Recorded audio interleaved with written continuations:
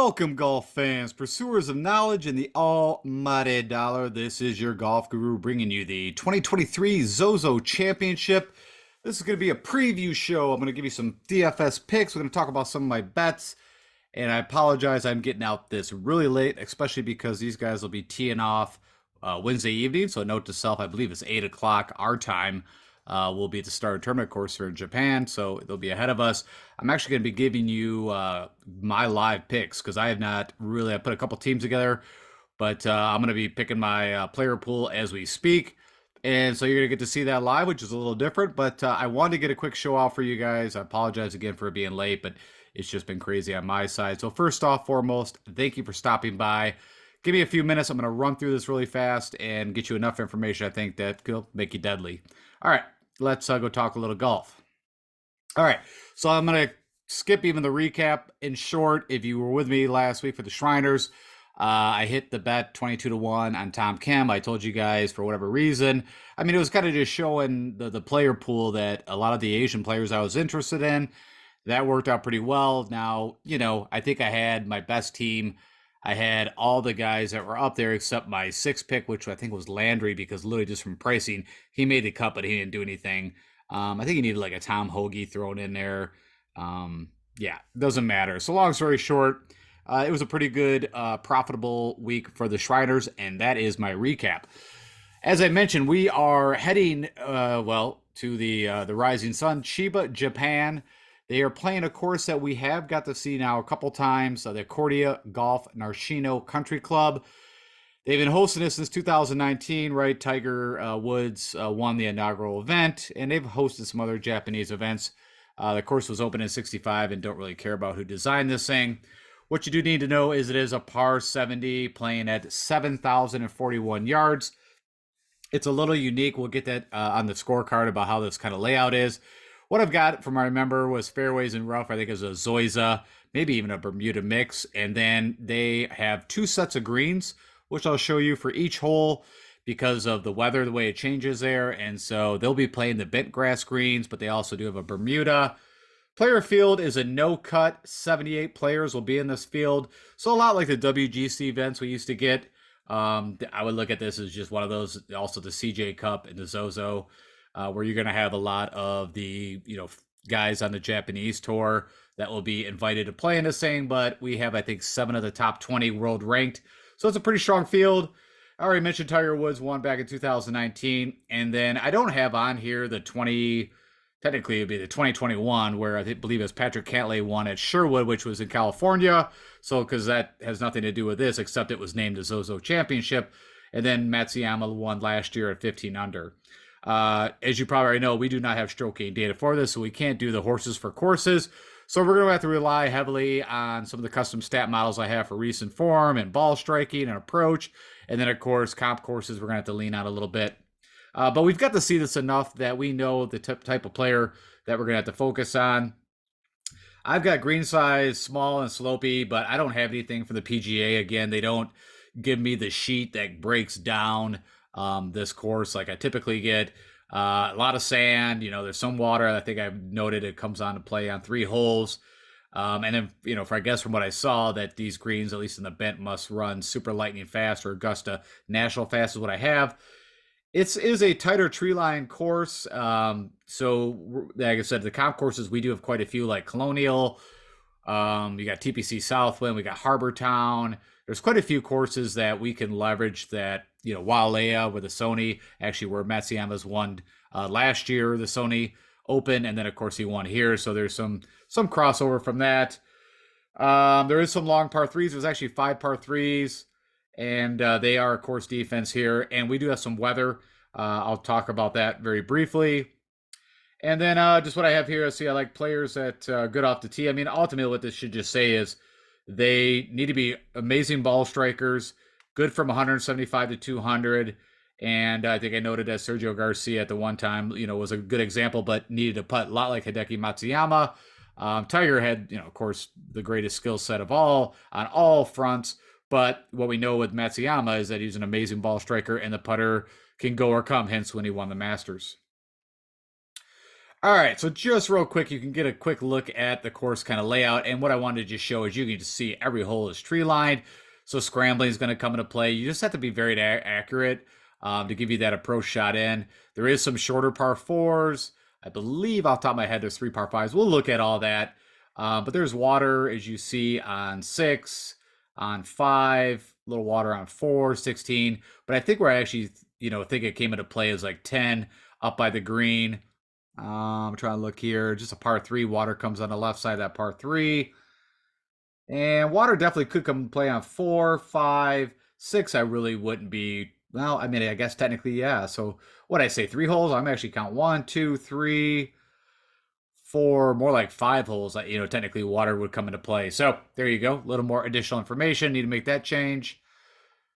And here's a view. So this is just purely to show you the 2 different greens. Of course, they'll know which way they're shooting. The flag will be in, depending on bent or Bermuda. Again, just tree lined everywhere. It's funny. It looks like some out of bounds stakes right there. So that's interesting. You got to watch that. So you need, again, very accurate guys off the tee. And again, you can see water. I don't know what hole this is. Probably one of those, 16 I think I showed. But you can see water all over this. You got sand, trees. So it's a tough course. I guess the short of it is this is nothing like Shriners. And we have to adjust accordingly. This is more of, I don't want to say major S, but it's definitely up there with like a Riviera, where we see the Genesis, like Wells Fargo at Quail. I mean, it's more in that line. I'm not saying it's exact layout of the course. I'm just saying scoring typically ends up somewhere around, in the teens under, instead of, trying to get to 30 or 25 under. And I wanted to throw this in here just so I had a place to put it, but just pulled the weather right before I got on here to talk to you guys. And you're going to see they're going to have good chance they're going to get rain tonight. And it's going to be wind and gust up to around average around 20 Thursday, Friday. Same thing with like a little bit on Saturday, some wind, but at least, but it looks like rain. And I forget, I think there's always weather at this event that I remember when I was over in Japan, and this must be the rainy season. So, side note, if you're doing Showdown, try to do your best on that. I did not go even to Windfinder yet and pick a spot, so I can't help you there. But just, of course, go to Chiba Japan on the map, see where you can do, as in picking your point for Windfinder. All right, so real quick on Scorecard, the one thing I'm going to call out here is I mentioned there is 5 par 3s, 10 par 4s, and we got 3 par 5s, I believe. Yep. And the only thing that I noticed that I'm going to be interested in is starting, if I'm playing Showdown, I'm going to kick guys off on the 10th tee, because what you see here is you got the easiest hole on the course is 18, and then they hit the 9th, 14th, and the 13th. And that's the only stretch that's showing from past data that they have a good chance to put that consecutive birdie streak together. So again, from a Showdown play, you'll see the par 3s. They're not ridiculous, but they're, pretty decent. 180, a 190, a 167, 141, a 183. So a bit of the challenge of the course. And then you got some of these really long par 4s, like almost at 500 yards, hence that ball striking, and that 175 to 200. But you got some short ones too that, they're going to need that, I don't know, 75 to 100 yard shot, which I did not plug into my model. I'm not too concerned with that. I think there's guys that are better from the 100-yard wedge shot, but I'm more concerned about the guys that can hit the 175, 200 more accurate. I did run this against, and there was just some 2 holes that had a slight change. I believe it was a par 3, which I'm not too concerned. So yeah, number 5. And then they added a few yards. I believe it was one of the short par 4s. Let me just see. It might be number 8 here that they added, but nothing significant to worry about. So you're going to see, actually, my total was off. They added about, since they played here last, about 30 yards. We'll just call it 40 yards. I think I said, 7,041. It's actually coming in at 7,080. So 40 yards, that's, spread over a couple holes. I'm not too worried about it. But anyways, that's your scorecard. And I did build a custom stat model. And I did actually some rearranging from the last year. But ball striking is my number one thing. Approach, off the tee, putting, that proximity I mentioned, 175 to 200 I like. Around the green, scrambling. There is some elevation of these greens. There is some difficulties. I mentioned all the trees, 5 par 3s. So let's find guys that are pretty good at the par 3s. And then we're not looking for guys that can have a birdie fest. We're looking for bogey avoidance, because that's, avoiding the double bogey is what I think is going to get these guys up the leaderboard. So with that said, the big thing that we're going to have to rely on is recent form. As I mentioned, we have no course history from a stroke game standpoint. We do have like, hey, we know the guys that have done well here in the past. And with that said, I'm looking at the past 24 rounds, 6 tournaments, no filters on. And I weighted approach at 20%, ball striking at 20, 15. So you're going to see a lot of the models in the ball striking. And if you don't know what ball striking is, it's combining off the tee and approach. But it seems like guys that are very good at those are also good at that 175. I got the putter at 10%, around the green at 5, scrambling. I put the par threes. I dialed it to the further side because I'm more worried, not so worried about these guys hitting greens at 150, but who are the guys that do it well at 175 to 200? I mentioned the bogey avoidance instead of making birdies, and proximity of the pin, 175 to 200 is the one that I'll be weighting heavily. Again, you could also, if you're doing this, probably wouldn't be bad to plug in a 75 to 100 if you have that option. Okay, and with that said, you can tell I pulled this up pretty late because we even got tee times showing up here. But you got salaries. I'll talk about if I think about the guys. I only bet like 3 guys. And you know what? While we're on it, let's just talk about it now. I bet Corey Connors, I believe 22 to 1. I'm still riding DeGrio. I think this is a good fit for him at 50 to 1. There is one more ball striker. Oh, Munoz, I believe is 45 to 1. So I literally just a few bets out there. Honestly, I like, Alexander. I don't really like Hideki that much. I'm just kind of gonna pass on him. But that could come back and haunt me, right? I mean, past winter, great ball striker. Just the last few times I've seen him play, just it's been kind of eh. I don't know if he's still dealing with the neck and back issues. I'm not saying that's what's going on. I just don't. His form hasn't been as good, but at any moment, any of these guys could just turn it on. All right, moving on. Let's see. The top guys, Tom Kim, of course, the past winner that I finally, I kind of tweeted out that once I saw Cantlay catch him, I was like, oh, here we go again. I'm going to lose another outright bet to Patrick Cantlay at the Memorial, which, Morikawa and him shouldn't have even been in the playoffs, right? Rahm should have won that. But I lost that bet. I had Morikawa. The odds were better. So I had him. And then the FedEx Cup playoffs, and I'm going to forget, I think it was the BMW, where him and Bryson went to a playoff, and Bryson had so many times, and that's when Patrick Cantlay like just went in fuego with the putter. I think he gained like 14 strokes, something ridiculous. Made it from everywhere, and I think Bryson actually outplayed him. Just he couldn't do nothing with the putter towards the end in the playoff. But that's it. All right, so there's my list of the guys' recent form. You got Tom Kim, Sungjae Im. I like Sungjae Im. Cam Davis, I always say, typically for his cost perspective, can definitely get you the points, make it worthwhile. You got Xander Matz, Adam Schenk was also a pretty good play in Shriners, and I usually like him on Bermuda. So if they were on the Bermuda greens, I would like him a little more, but might be an interesting. You got Streelman, who had a good showing at Shriners. You got Hodges, Fleetwood. First time we've seen him in a bit, but he's been doing well over in Europe, so don't hesitate to play him. I think he also has done pretty well at this track. Corey Connors, I was talking about Hideki. I mean, Corey has not been in his form either. Usually we think of Corey just hits every fairway, 290 out, and then he's just deadly with the irons. His putter's been better, but the actual irons have not been where they used to be. Let's take a quick look where he's rated. Well, it's showing he's rated 6, but again, maybe that's my perception, but I feel like his iron play hasn't been as deadly as usual. You got Mito, Buckley, Grillo, who's, funny enough at the Shriners. I almost ended up dead last.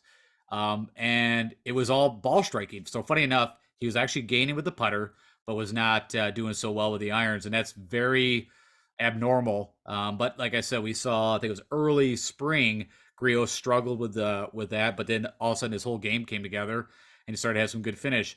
Brendan Steele's been a ball striking genius, and the models have been loving him, but the guy has not been producing with the putter and short game and has not been scoring.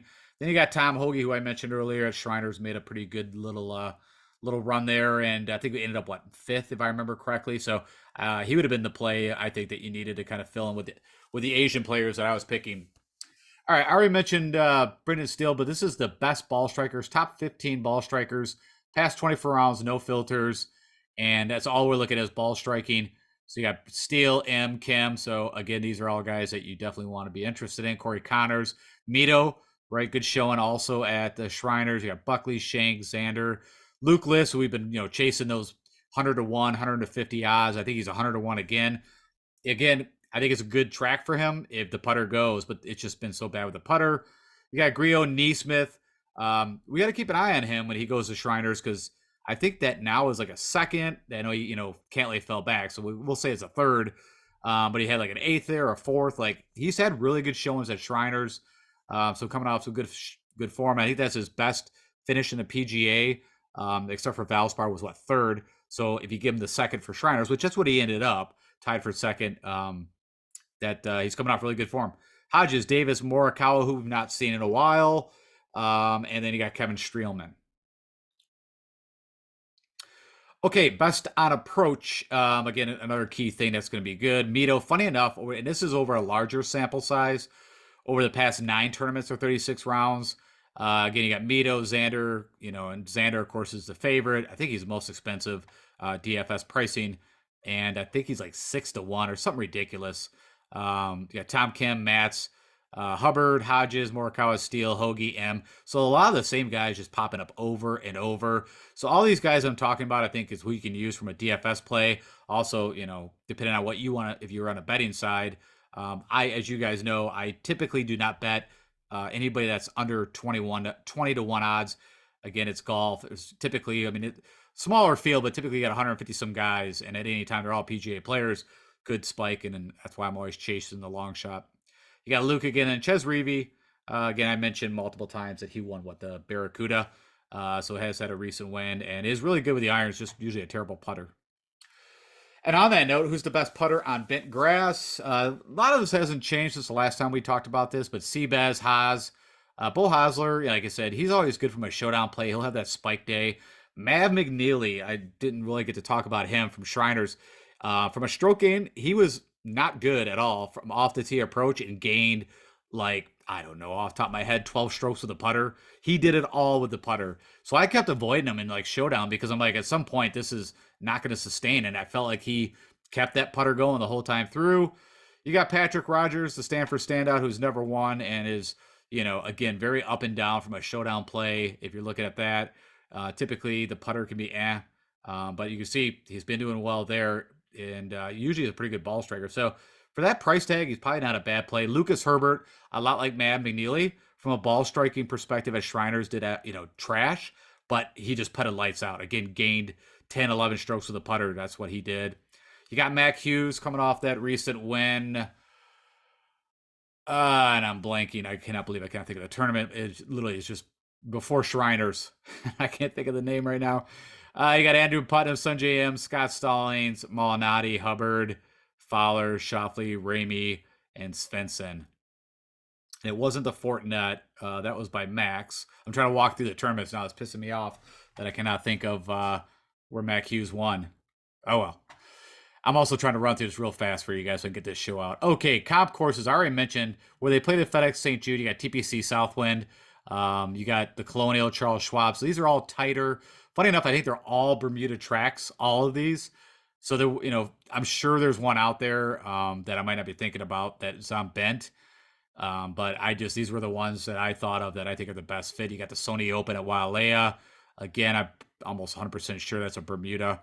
Or if it's not, it's Paspalum.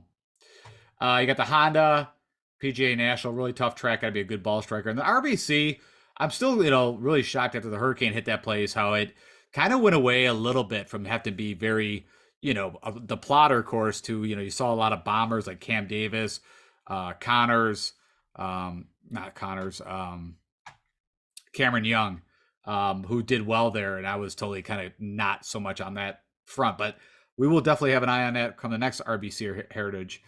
Okay, so that's the comparable courses I'm leveraging, and if you plug that in, look at the last 36 rounds that they played, or 9 tournaments, and some of these guys you're going to see aren't going to have that, but there's that Cameron Young I was just mentioning. Funny enough, Sepp Straka now, of course, he had the win at PGA National, so I'm sure that bumped it up. You got Hideki, who had the win at the Sony. Mino Pierre is just interesting. He hasn't won anywhere, right? The best was at the PGA Championship at, I'm not going to remember now. It was like TPC. It doesn't matter. You got Fleetwood, Morikawa. Morikawa is an interesting play because his game started to come back. I don't remember how well he did at the President's Cup, how much I got to watch him. But his irons have started to come back. So he could be very viable. Corey Connors, Adam Svensson. So a lot of these guys are the guys that I'll probably be picking when we go through it because they're all good ball strikers. Just need the putter to work. You got Damon, you got Keegan, falls right in that bucket. Victor Hovland, where again, his game has been kind of up and down, but I noticed he's had good showings over in Europe. Matt McNeely, Cam Davis, Lee Hodges, Cameron Young, and Neesmith are your top 15 guys in this field that have done well on the comparable courses that I'm looking at. All right, let's go jump over real quick to Fantasy National. I'm going to make my picks. You guys are going to see it live on who I'm going with. And then I'll come back, get you guys out here. Oh, I got ownership projections too. We'll go over while we're there. Okay, I've jumped over to Fantasy National, and as always, if you are putting any kind of money on the betting side or the fantasy side, I highly recommend this tool for golf. I've been using it for about 8 years, and it's great. And over here, I've got no filters turned on, but you can see you could add filters. I built a mini model already, and what we're actually going to go do is we can edit that model by clicking there, and you can see it just kind of evenly distributes weight, and we're going to go ahead and kind of up some of the areas that we find more important. And yeah, I kind of like that. So, the heavier weighting is the tee to green stuff. So I can update that. And then you're also going to notice, which is different. Usually I show you guys birdies. I'm actually looking at bogey avoidance over here. I mean, the guys are going to make birdies. I'm not too concerned with that. As always, you got recent results and tournament history. So we'll check that. So as I mentioned, I've already got some of these guys clicked. And I'm going to unclick them. I had to do this to get...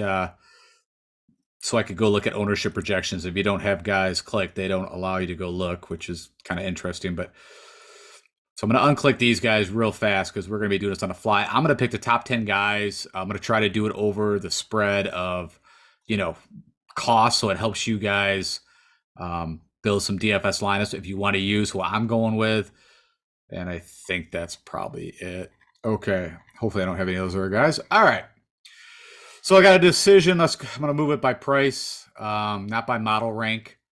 And right off the bat in the 10,000 range where we got 4 guys. So I already know I like M. And I think he's pretty chalky, as you see, especially for the price. And that's it. I guess I'll pick one for each pricing level. I don't want to, overload. So, I like Xander too, but it's going to be probably difficult to build with him. But you can see, no reason. I mean, that TPC Southwind, which is a tight track, and it is one of my comps. And he hasn't had the greatest, but right. I mean, you guys know he's got, if I remember correctly, family literally from, I think, Japan. So we'll call it some home ties. I'm going to go with them at that price tag. All right, now I'm going to make a decision at the 9s, and I already know I want to go with Victor off the bat. It's just, I think his game suits up, but you can see he has not had the greatest, the PGA, but I know he's been playing well over in Europe, and I'm hoping that his game has kind of come back. You can see ownership, and we'll go check that out, but is a little lower. So for the 9K, I'm on him. I think he's a pretty good value. Tom Kim, I mean, no reason. I think his game is perfect for this course. So if I was going to pick 2 guys from the 9K range, well, I take that back because I want Corey Connors. I already know that. If I was going to give you 3, I would add Tom Kim, but I'm giving you 1 from the 10. I'm going to give you 2 from the 9. As we get to the 8s, let's take a look here. I'm going to go with Cam. He's been playing really good golf, good President's Cup, and also the way he scores points. So I'm going to go ahead with him. We looked at Mito. He's had some really good showings. He's never played this track before. I don't know if Mito's the game. Well, I already know I'm going with Munoz, so I'll let you in on that too. So how many guys that give me? Probably should have done that first. Just go through the guys that I know from a ball striking perspective that I am going to be playing. Trying to think if I want to go back to Cage Lee. I think Neesmith for the price tag. I'm going to go with him. Griot, sorry, he's my boy, and he's a great ball striker. We just need him to get back. Kirk Kitayama let me down at the Shriners. He's what killed a lot of my lineups I was talking about. I think JJ Spawn is a really good play. All right, now where are we at? And I'll tell you, what he does very well is just keeps it in the fairway, pretty decent with the irons, and can get hot with the putter. Of course, he won the Valero not too long ago. And he's been playing pretty decent golf. And at 7,500, I think it's a pretty good price tag. And I'm sorry, what do I got here? 8 guys.